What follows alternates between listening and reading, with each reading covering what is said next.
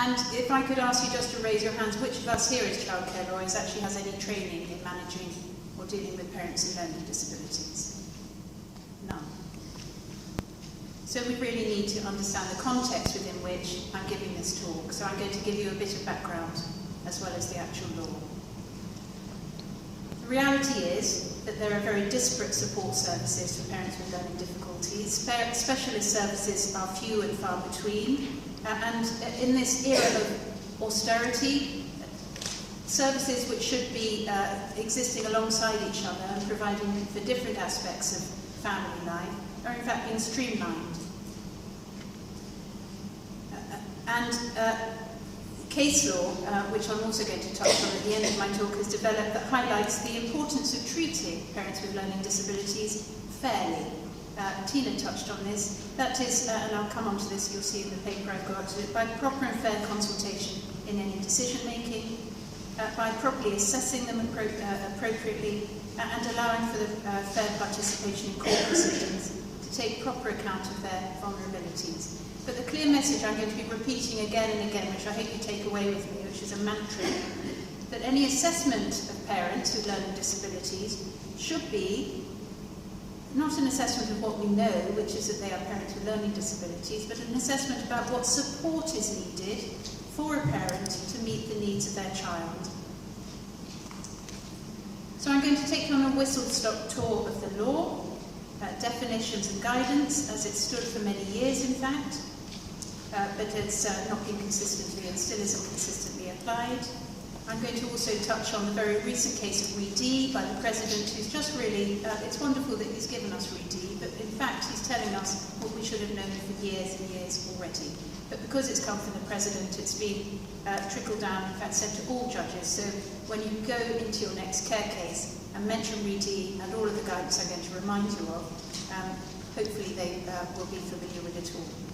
Very briefly touching on definitions, and do follow in the full note I've got of this talk in your little bundles.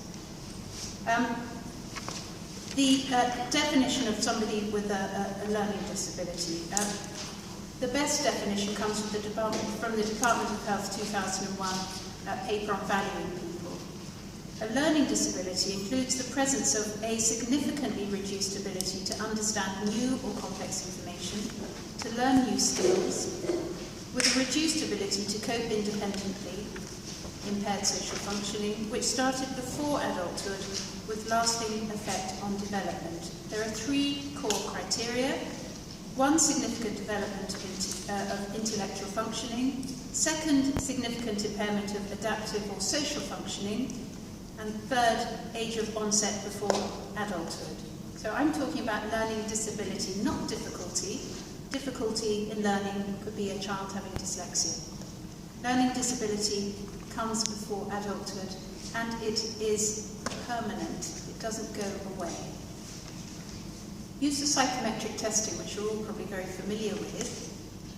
Full-scale IQ of 69 and below is classified as extremely low. 70 to 79 is borderline. But there isn't any clear relationship between an IQ test and parenting unless it's below 60.